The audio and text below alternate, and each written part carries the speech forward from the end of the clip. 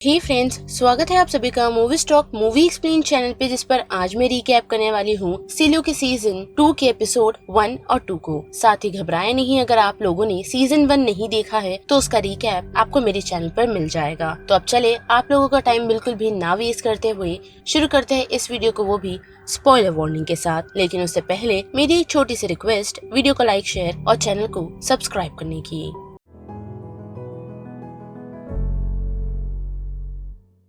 Episode की शुरुआत हमें एक छोटे लड़के टिम से दिखाई जाती है, जो इंजीनियर्स के पास से एक नोट लेकर सीधा अपने फादर की तरफ दौड़ रहा है, जिसे पढ़ते ही उसके फादर को पता चलता है कि जनरेटर 15 मिनट में फ्लड हो जाएगी। जिसके बाद क्या, जैसे ही 5 बेल्स बजती है तो सिलो में रह रहे सभी लोग अथॉरिटीज पर हमला कर देते हैं ताकि वो लोग सिलो से बाहर निकल पाए। और हम देख पाते हैं कि वो सभी कामयाब भी होते हैं और वेस्ट लैंड का डोर ओपन हो जाता है। साथ ही टिम के फादर के हाथ में हम फ्लैग को भी देख पाते हैं। जिसके बाद ये सीन सीधा शिफ्ट होता है जूलियट की तरफ, जिसका पैर उसी सेम फ्लैग पर पड़ा है और साथ ही उसके आसपास अनगिनत डेड बॉडीज पड़ी है, जिसे देख जूलियट हैरान है। पर फिर भी वो साहस जुटाते हुए उन सभी स्केलेटन्स पर से गुजरती है और एक सिलो की तरफ आ पहुंचती है, जिनमें से वो सभी लोग निकले थे। और अब जबकि जूलियट वहाँ पहुंची है तो वो वहाँ के सिलो के दरवाजे को ओपन करने की कोशिश करती है, जिसमें वो काफी मेहनत के बाद कामयाब होती है और फाइनली उस सिलो के अंदर पहुंच जाती है। जिसके बाद वो अपने सूट को निकालती है और थैंकफुली वहाँ सिलो की एयर टॉक्सिक नहीं थी। जिसके बाद क्या, वो सिलो की हालत देखती है जहाँ दीवारों पर लाइज लिखे हुए हैं, मानो जैसे यहाँ के लोगों को ऐसा लग रहा था कि बाहर की दुनिया सेफ है, जिस वजह से वो सभी इस सिलो को छोड़कर जाना चाहते थे। लेकिन उसी के साथ साथ और एक्सप्लोर करने पर उसे पता चलता है कि यहाँ क्रॉप्स भी मौजूद है, पर वो सभी मर चुके हैं। लेकिन उसी के साथ साथ एक पाइप में से वाटर भी लीक हो रहा है, जो सर्वाइविंग स्किल जूलियट के पास है, यानी कि उसे पता है कि इन सारी चीजों को किस तरीके से रिपेयर किया जा सकता है, जो शायद जूलियट की सर्वाइविंग में हेल्प कर सके। और अगर आप लोगों ने सीजन 1 देखा होगा तो आप लोगों को काफी अच्छे से पता है कि जूलियट एक लोनर ही रही है, यानी कि उसे अकेला रहना ज्यादा पसंद है। तो वो समहाउ यहाँ पर मैनेज कर लेगी और शायद इस सिलो को भी वो वॉकिंग में ला सकती है, जो उसे सरवाइव करने में हेल्प कर सके। लेकिन उसी के साथ साथ उसकी नजर एक ब्रोकन पाथ पर पड़ती है, जिस वजह से उसे उस तरफ जाना है, जिसकी वो एक बार नाकाम कोशिश करती है, लेकिन फिर अपनी इंजीनियरिंग स्किल से एक ब्रिज बनाकर वहां पहुंचने में कामयाब होती है, क्योंकि उसे ऐसा लग रहा था कि वहां से आ रही आवाजें शायद इसीलिए है क्योंकि वहां अभी भी कोई जिंदा है। लेकिन वहां पहुंचते ही उसे पता चलता है कि वो किसी इंसान की आवाज नहीं बल्कि एक आईडी कार्ड की थी, जो फैन पर लगा हुआ था, जिस वजह से अब वो वहाँ से वापस जाने के लिए उसी पाथ का इस्तेमाल करने का डिसीजन बनाती है। लेकिन इस बार उसने एक काफी अच्छा और स्टेडी ब्रिज बनाया है, पर वो वहाँ से निकले उससे पहले ही उसे किसी के गाने की आवाज आती है, जिसे जैसे ही वो चेक करने के लिए आगे बढ़ती है तो उसे पता चलता है कि इस सीलो में एक शख्स अभी भी जिंदा है, जो उसे देखकर यही कहता है कि वो उसे वेलकमिंग के लिए बिल्कुल भी इंटरेस्टेड नहीं, तो बेहतर रहेगा कि वो उसके डोर से दूर रहे, और कभी भी उसने उस डोर को ओपन करने की कोशिश की तो वो उसे खत्म कर देगा। एपिसोड 2 में हम देख पाते हैं कि बर्नार्ड जूलियट निकोलस की फुटेजेस को देख रहा है, जिस फुटेजेस को देखकर उसे पता चलता है कि सिलो 17 के मौजूदा लोगों की मौत हो चुकी है। साथ ही काफी सारे स्केलेटन्स देखकर वो काफी हैरान है, जिस कारण वो 2 ऑर्डर्स को ओपन करता है, यानी कि सिलो को चलाने वाली रूल बुक को, जिसमें एक चैप्टर वो पढ़ता है और उसमें ये लिखा होता है कि अगर किसी ने कैमरा को क्लीन करने से रिफ्यूज कर दिया तो उसके लिए अथॉरिटीज को वॉर प्रिपेयर करनी होगी। जिसके बाद क्या, सिलो में अलार्म बजना शुरू हो जाते हैं और बर्नार्ड को उसका वॉर रूम छोड़कर लोगों से डील करने के लिए बाहर आना पड़ता है, जिस वजह से वो सबसे पहले सिम से बात करता है और उसे कहता है कि कर्फ्यू के साथ साथ एक इमरजेंसी मीटिंग भी अनाउंस की जाए। लेकिन उसी के साथ साथ उसने अपने कुछ ऑफिसर्स ले जाने के लिए कहा है ताकि जूलियट से रिलेटेड जो भी लोग हैं उन्हें वो अरेस्ट कर सके, क्योंकि उसे पता है कि वॉकर और उसकी एक्स वाइफ कार्ला ने मिलकर जूलियट को गुड स्टफ यानी कि गुड हीट टेप दिए थे, जिस वजह से ही वो सरवाइव कर पाई है और हिल के थ्रू जा पाई है, जिस वजह से ही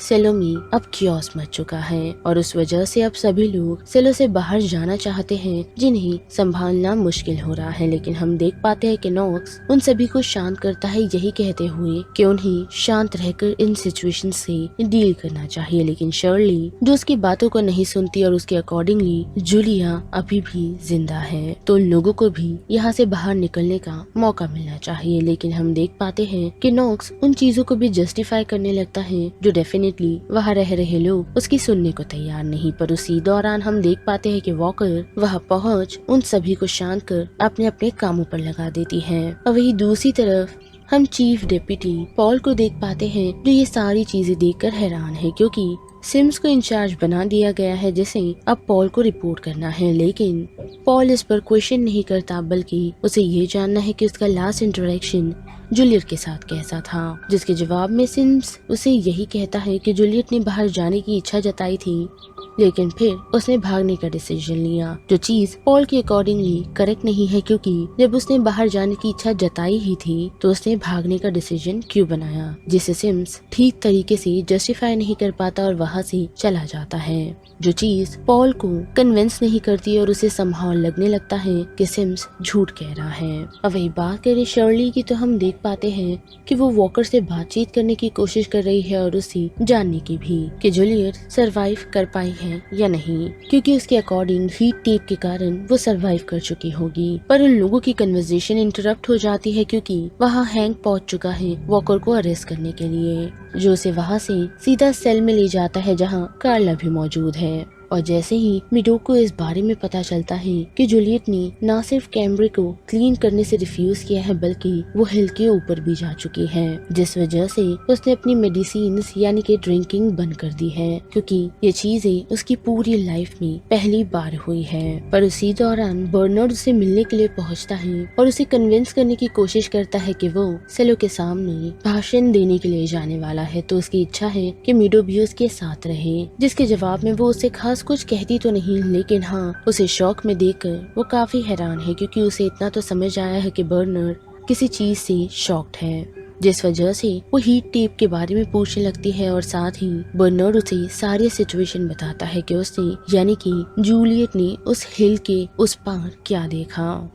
पर अब उसे मीरो का साथ चाहिए, क्योंकि उनकी रूल बुक में ऐसा कुछ भी नहीं लिखा कि अथॉरिटीज को क्या करना चाहिए अगर कैमरे को क्लीन ना किया जाए और वो क्लीनर हिल के बियॉन्ड चला जाए, जिस वजह से उसे मीरो की हेल्प चाहिए, जिसके बदले उसे कुछ भी देने को तैयार है। जो हेल्प मीरो करने को तो तैयार है, लेकिन उसे बर्नार्ड से वो चीज चाहिए जो उसे आउटडोर यानी कि सेलो के बाहर सरवाइव करने में हेल्प कर सके। पर उसी दौरान शर्ली को भी वॉकर और कार्ला के अरेस्ट के बारे में पता चल जाता है, जिस वजह से उसे इतना तो समझ आ जाता है कि जुडिशल को ये जानना है कि कौन सा टेप जूलियट पर इस्तेमाल किया गया था, जिस वजह से वो सरवाइव कर पाई है। साथ ही उसका ये भी मानना है कि जुडिशल को इस बारे में इंफॉर्मेशन थी और उन लोगों ने जानबूझकर बाहर जाने वाले लोगों को गलत टेप दिया ताकि वो लोग सरवाइव ना कर पाए। जो सेम चीज क्लारा को भी लग रही है, लेकिन हम देख पाते हैं कि वॉकर उसे शांत रहने के लिए कह रही है और ये भी कि वो दोनों मिलकर इन सिचुएशन को टैकल कर लेंगे, पर उन्हें इस बारे में कोई भी चीजें या फिर कन्वर्सेशन किसी से भी नहीं करनी।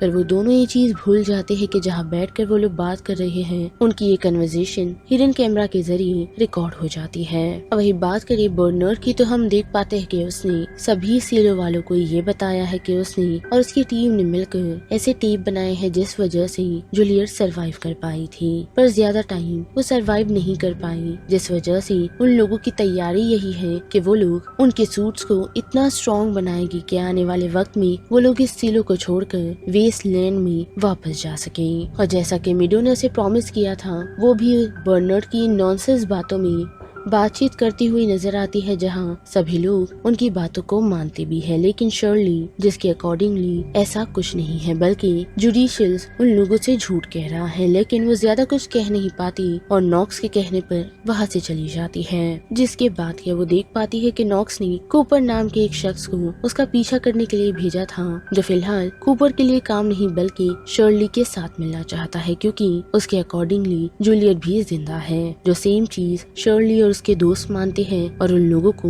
एनी हाउ यहाँ से बाहर निकलना है। लेकिन उन लोगों की ये कन्वर्सेशन वॉकर के दौरान इंटरप्ट हो जाती है क्योंकि उन लोगों को सेल से रिलीज कर दिया गया है। जहां पहुंच वॉकर उन लोगों से बात करती है और वार्न करती है कि वो लोग ऐसे कुछ भी बेवकूफी ना करे। लेकिन शर्ली के अकॉर्डिंग जूलियट अभी भी जिंदा है और वो लोग वेस्टलैंड में इजीली सरवाइव कर सकते हैं। साथ ही वो उन लोगों की तलाश में है जो उनके साइड है और यहाँ से निकलने में उन लोगों की हेल्प कर सके, जिसमें अब उन लोगों का साथ वॉकर भी दे रही है। और वही दूसरी तरफ हम देख पाते हैं कि बर्नर्ड मिडो से जाकर बातचीत कर रहा है, जिस बातचीत में हमें पता चलता है कि मिडो उसकी इन सारी बातों से काफी प्रभावित हुई है, बल्कि वो उसे कह रही है कि वो लोगों को वो चीज दे जिस पर उन्हें बिलीव हो। साथ ही वो उसकी हेल्प करने को भी तैयार है, लेकिन उसके बदले उसे जूलियट की तरह ही वेस्टलैंड में जाना है। तो बस इस वीडियो में इतना ही। जिस बारे में अब आप सभी की क्या राय बनती है उसे लेकर आप मुझे कमेंट सेक्शन में बता सकते हो। साथ ही वीडियो पसंद आई तो वीडियो को लाइक, शेयर और चैनल को सब्सक्राइब करना मत भूलिएगा। बाकी मैं मिलूंगी आपसे फिर किसी मूवीज या सीरीज के रिकैप के साथ। तब तक के लिए आप movie stock movie explain channel के बाकी वीडियोस को एंजॉय कीजिए। Till then